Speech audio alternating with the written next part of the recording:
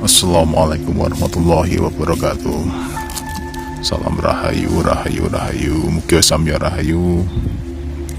Salam sejahtera bagi kita semua, dan semoga Gusti Allah paring rahmat dan keberkahan untuk kita semua, amin ya rabbal alamin. Nah, jika kemarin kita membahas tentang 4 unsur alam, yaitu air, kali ini Mahmud ingin membahas tentang salah satu unsur alam, yaitu tanah. Nah, seperti ini. Tanah ini sebenarnya salah satu dari 4 unsur atau elemen pembentuk kehidupan, yaitu tanah, api, air, dan angin atau udara. Nah, ini salah satu unsurnya. Kenapa dikatakan tanah itu penting? Nah, ini yang akan kita bahas ya. Jadi tanah itu satu ketika seperti ini, laran seperti ini terbakar ya, terbakar dan kondisinya memang sudah hangus.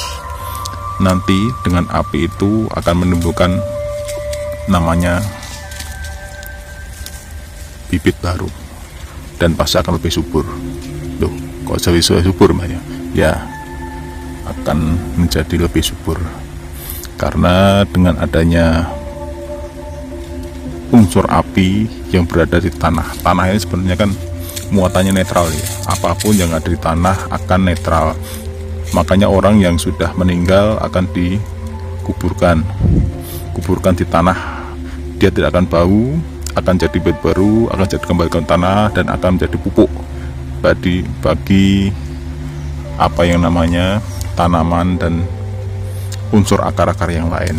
Nah, dan juga kalau kena petir termasuk listrik itu muatan netralnya itu besar karena tanah sendiri memang menetralkan apapun. Makanya kalau ada yang namanya gangguan gaib dari santet, pengaruh-pengaruh yang sifatnya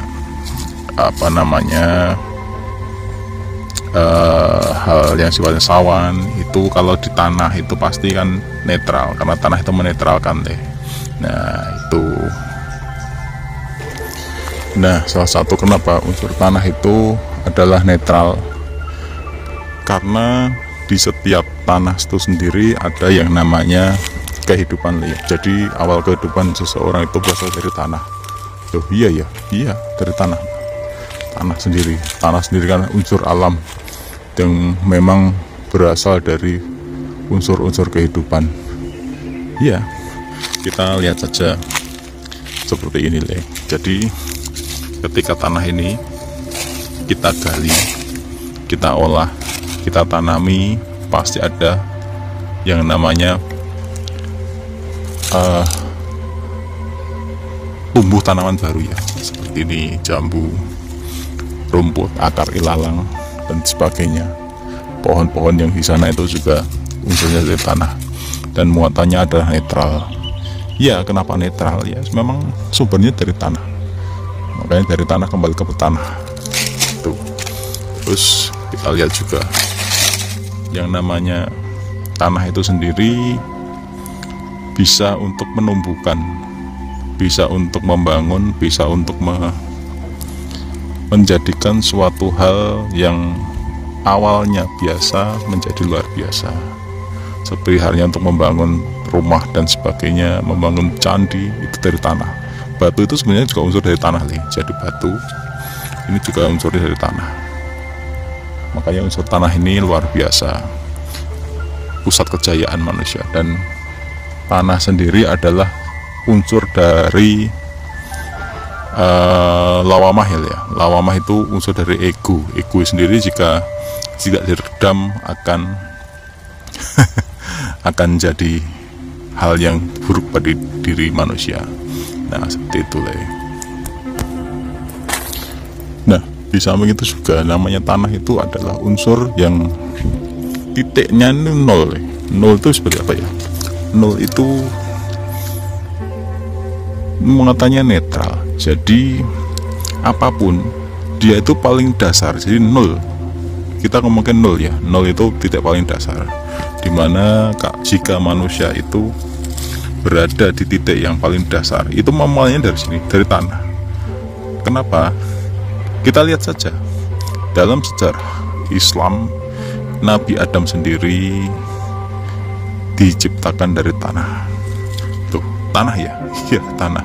Karena sifat tanah mulai 72 unsur yang yang ada dalam diri manusia itu. Ya, tanah, memang tanah. Sebagaimana lagi. Dan tanah itu sendiri bermuatannya netral atau nol atau titik nol. Maka dikatakan titik nol. Netral itu tanah itu. Nah, dalam istilah kebatinan juga yang namanya tanah sendiri ada penunggunya. Tanah itu ada penunggunya yang dinamakan danyang, atau yang lebih dikatakan itu penunggu secara gaib untuk suatu wilayah, dan mereka menempati suatu tanah di situ. Makanya makhluk gaib itu ada yang tinggal dimanapun, termasuk di unsurnya tanah. Nah, tanah sendiri netral, makanya jika ada sesuatu benda atau pusaka itu dibawa ditarik ke tanah, itu masih netral, unsurnya netral, dan bisa menetralkan apapun. Contohnya seperti ini, jika ada suatu pusaka dibawa oleh danyang ke alam gaib, tapi posisinya dalam tanah terpendam, pasti muatannya netral untuk menawarkan, untuk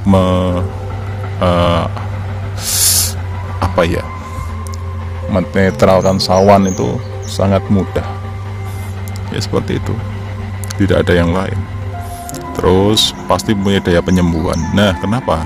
Setiap yang tanah itu menetralkan, kembali ke tadi ya, menetralkan. Jika kita ada muatan positif di dalam tubuh kita dan sifatnya mengganggu, malahan kita kasih tanah ataupun tanah apapun, bisa tanah kuburan atau tanah keramat, kita bikin bantal gitu aja, taruh di bawah kepala, sawannya hilang, netral, karena memang itu menetralkan itu. Nah, kita ini tanah sebagai unsur kehidupan. Nanti kita akan bahas dua unsur lain, yaitu api dan angin ya. Nah, wes ngono bae, kita bertahap ya.